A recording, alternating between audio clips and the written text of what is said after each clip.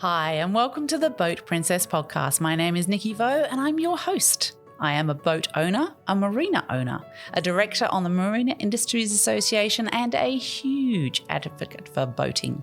In this series, I'm sharing the stories from every nook of the boating industry with the intention of encouraging more women to join me and for more women to get behind the helm too. I want to share the experience and opportunities of boating, of the boating industry, and I want you to join me as I bring the conversations and answer all the questions you've had. Boating is not just for the glamorous and rich and famous. It's full of beautiful and interesting people making the most of our natural environment and getting out there, enjoying the waterways. So let's let off the lines, take over the helm, and escape to the world of boating.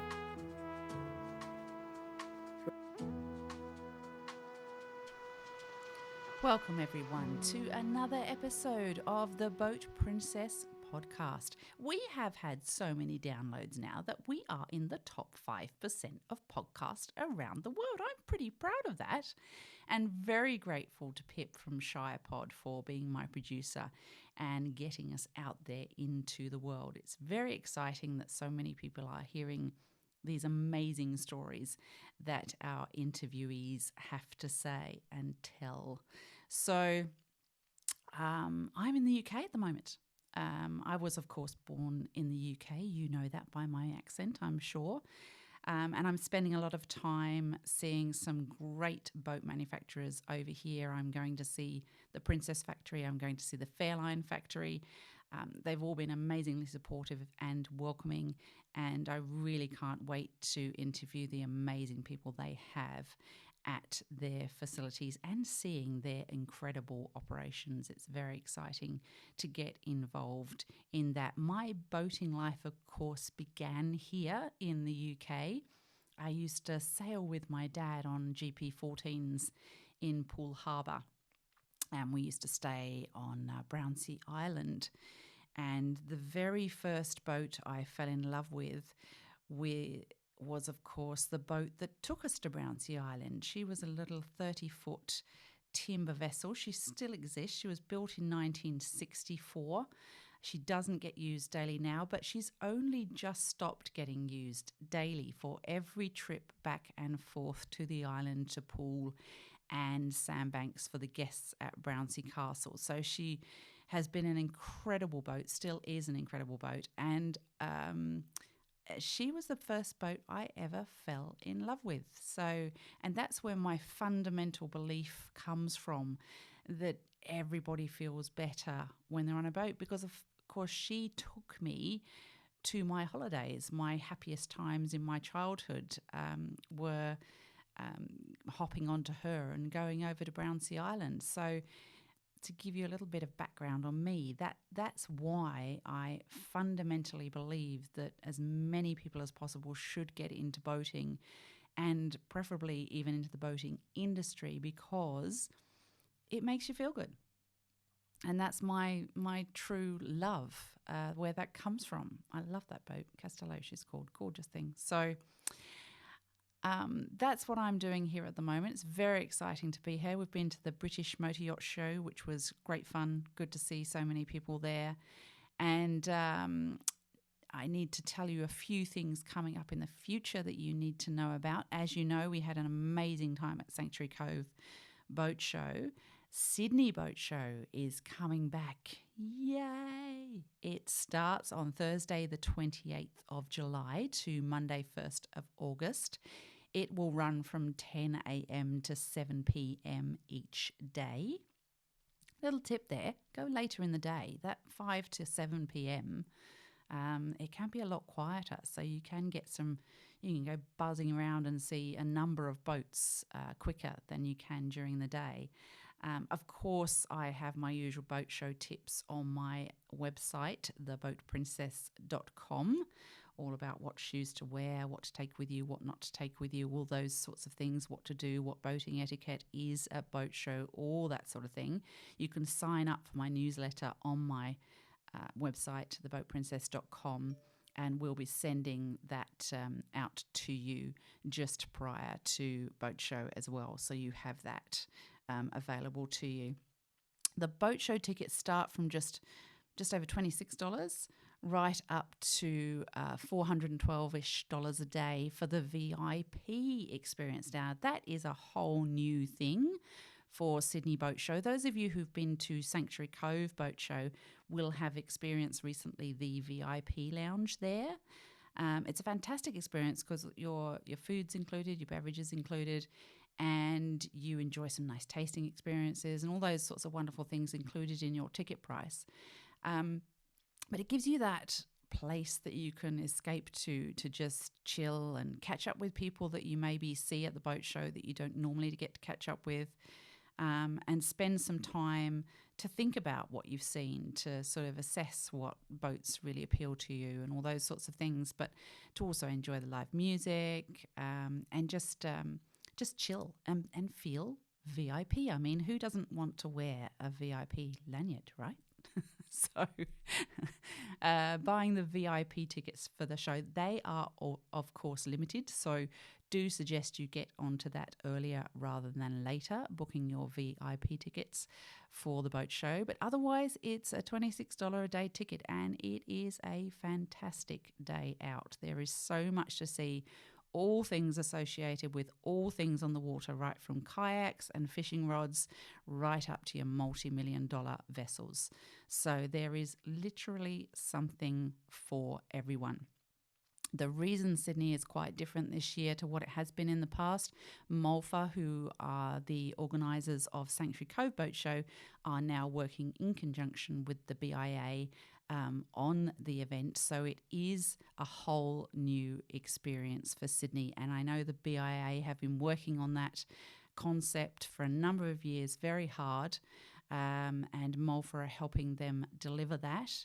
I know that because, of course, my husband only just completed his presidency of the BIA in May, completed his term there. So I know he and the team have put a lot of work into this show, and Malfa are adding their beautiful spin to it and creating it. So it's going to be absolutely fantastic. I do not want you to miss it. Now, one of the teams that will be at Sydney Boat Show is the Alexander Marine team. Now, they look after the distribution of Ocean Alexanders and, of course, galleons as well here in Australia. And I got to catch up with Dan Mundy, who is the head of Global Distribution, Marketing Service and Dealer Development for Ocean Alexander at Sanctuary Cove Boat Show. That was a bit of an opportunity I did not want to miss when I realised he was there, because, of course, he was over from the US. And it was great to catch up with a man of such an incredible level of experience in the boating industry, but also associated with such an exceptional brand. Now, if you haven't been on an Ocean Alexander before, you really need to hop on an Ocean Alexander. We hopped on the 28E at Sanctuary Cove Boat Show, and you'll see some cute little videos about that on my Instagram, The Boat Princess. So if you don't know about Ocean Alexander, here's a little bit of history for you, just a snippet. They were founded in 1977 by Alex Chue. I hope I've pronounced that correctly. And the current president of their business is John, Alex's son. Ocean Alexander quickly established themselves as one of the premier luxury yacht manufacturers, and by 2005 they'd built their first 100-foot mega yacht. In 2015, Showboats International acclaimed Ocean Alexander as one of the top 5 super yacht builders in the world. They really are committed to excellence in quality and performance, and it's really evidence in their builds. We actually have a beautiful Ocean Alexander in our marina at Empire Marina Bobbin Head, and the owner takes particularly good care of her. But I'm guessing she's at least a teenager, and she looks absolutely stunning still. She is quite gorgeous, and she hasn't really dated. She looks beautiful. So you don't get to look like that if you're not built in equality in the first place. So where are they built? They are built in Taiwan, and they have a shipyard in the US as well. And they, in 2021, they were the fourth largest yacht builder in the world by the feet of yacht that they were building, the number of feet they were building. So these guys are, great big operators that maybe Australians haven't been exposed to enough. That's my personal opinion. The fact that they're built in Taiwan sometimes is thought of as a negative in Australia, and I'm not sure why, because, as I said, some of the best super yachts in the world are being built in Taiwan. So that is a negative we need to get out of our mindset in Australia. And we need to look at Ocean Alexander's as a potential boat for the larger vessels that we're looking for.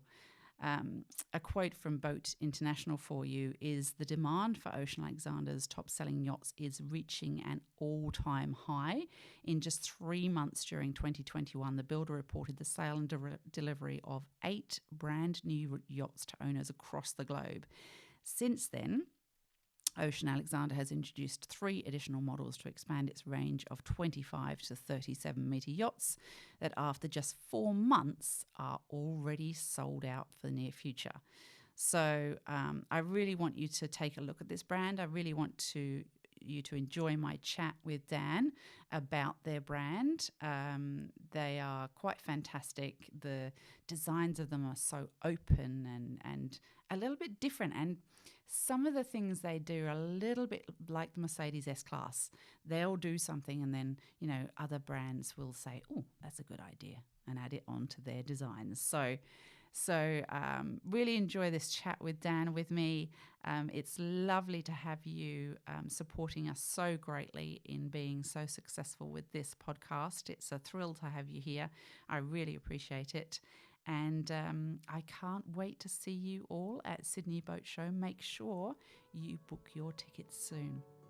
I'll see you on the water soon, guys, after I've spoken to Dan.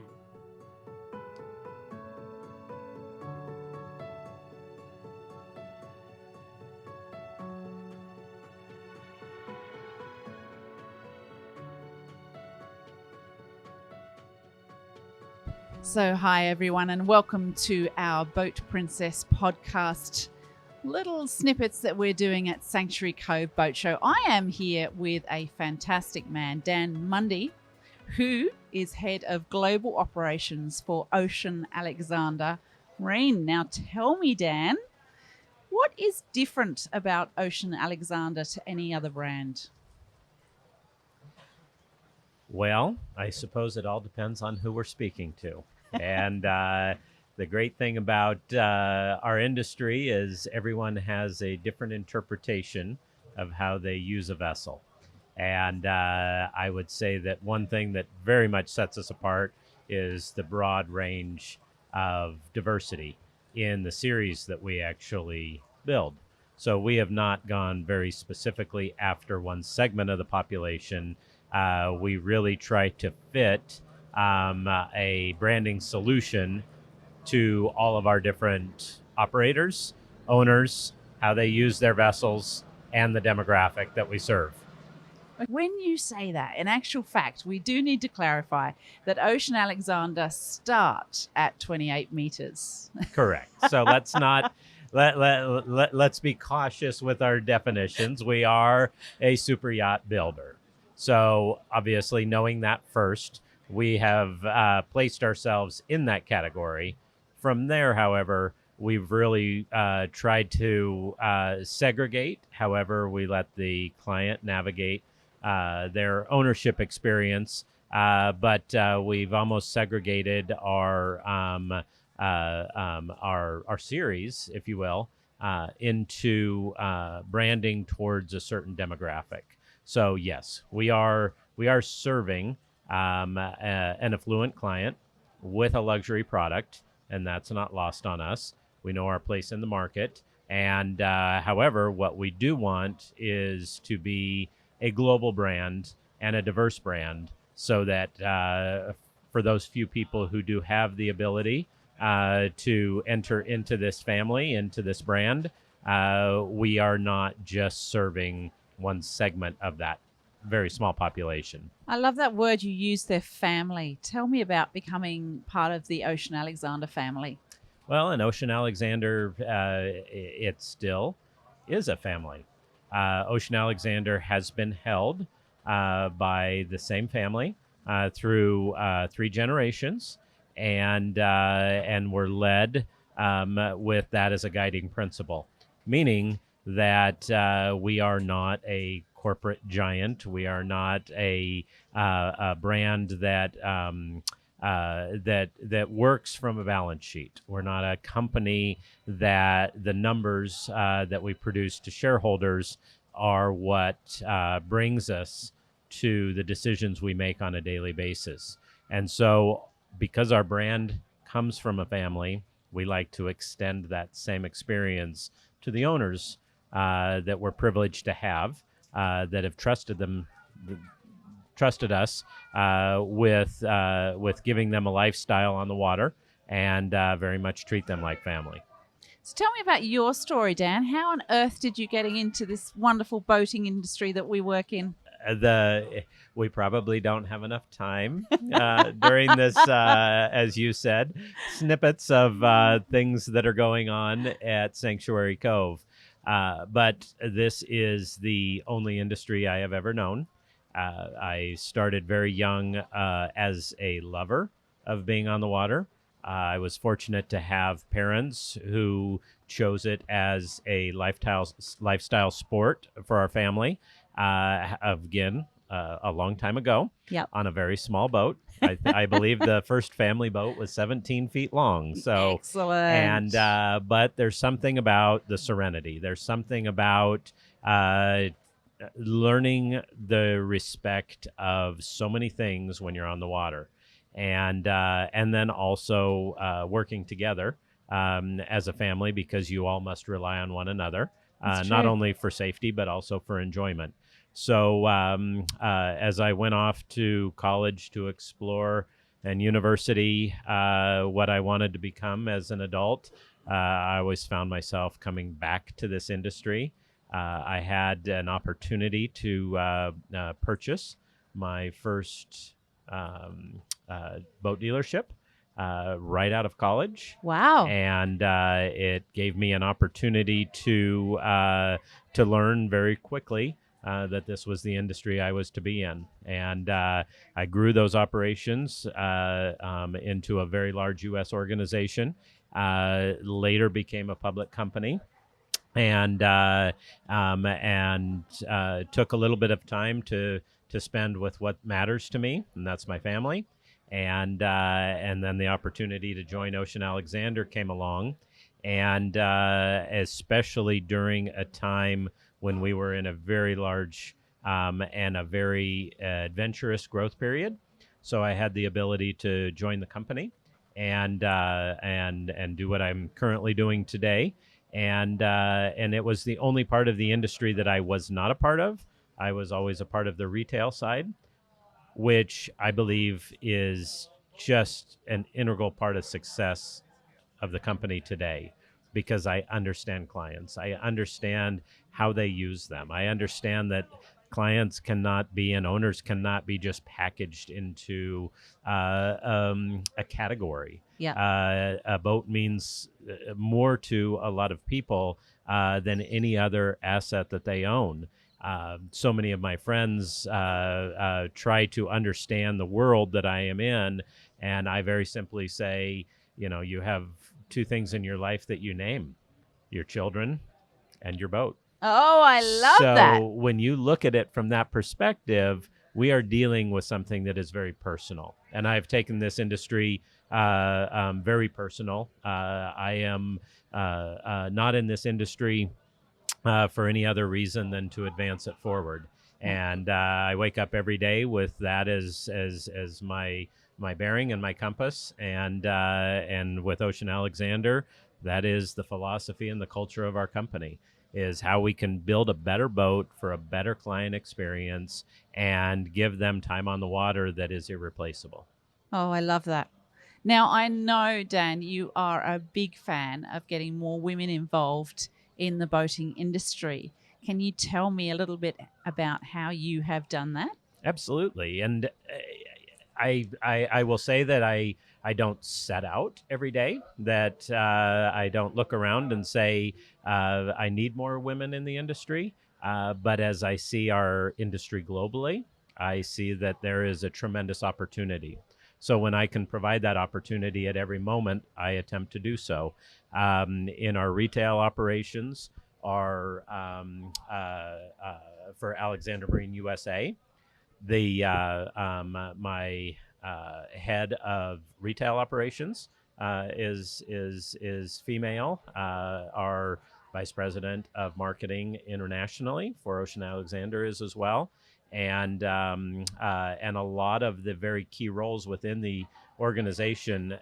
Keeping in mind that I run everything from our retail operations to our service operations and marketing. And so I really spend a great deal of time looking for ways that I can develop a very broad but also a very diverse group of people inside of the organization, and it served us very well. I think that women in boating, women in yachting, is definitely a tremendous. Somebody just sold a boat. Woohoo! Was that us? I hope so. But I like to believe that that opportunities are for everyone, and I fully embrace what we try to achieve culturally in that having having the mind of a group of people is important. Having a mind of a diverse group of people is critical. Absolutely. And I think so, very much more so as we're going forward. We need to attract a more diverse clientele to the boating world.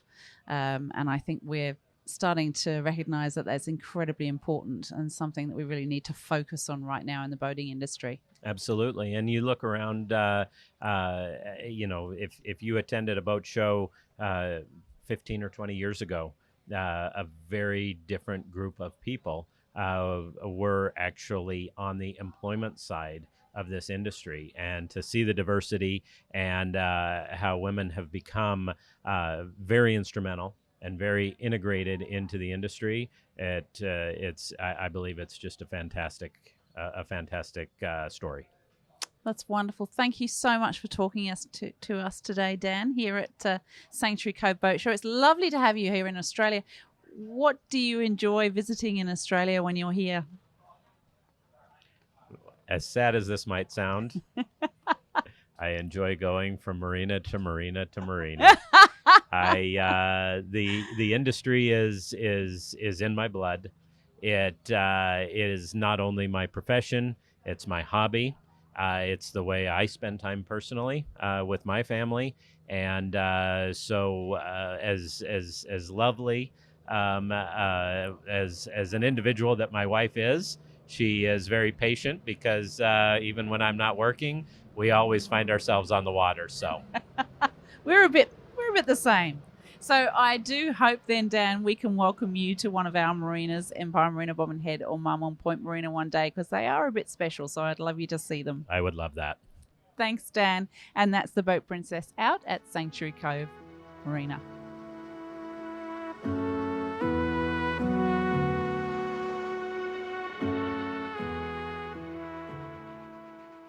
So I hope you enjoyed my chat with Dan at Sanctuary Cove Boat Show.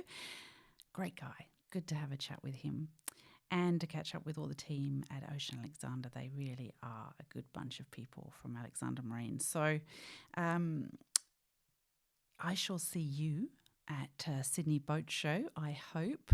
It will be easy to spot because we'll be in our Boat Princess jackets, thanks to Quality Marine Clothing. And some of my team will have some too. We'll be a bit like the Pink Ladies strutting down the boat show, which would be kind of cool. You can, of course, add yourself to the Pink Ladies by buying one of those jackets. Just go to Ross and Whitcroft and search for the Boat Princess, and you'll see those jackets available for purchase there. They're rather lovely and they're quite dressy, so I often wear them over a nice dress when I'm going out as well. So Code Zero jackets from Ross and Whitcroft, so they're really cool. And also we have some brilliant caps you can buy there, picnic rugs, cooler bags, all Boat Princess branded, so that you can show to everyone that you are a proud boater that enjoys her boating and getting out there on the water. So take care of yourselves, guys. I look forward. Oh, I do have one more favour to ask. Would you mind, please, going to Spotify, Audible, Apple, wherever you listen to your podcasts, and just giving us a quick star review for the podcast? The more we have of those, the more our podcast gets out to the world.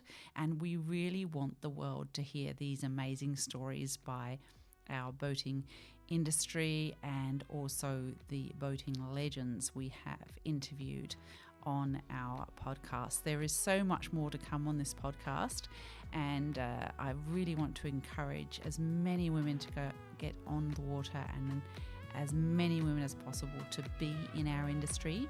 And so getting our podcast out there as much as possible really helps us achieve that goal. So lovely to have you here again. Really appreciate your support. Thanks so much. Please review the podcast, and I'll see you on the water soon.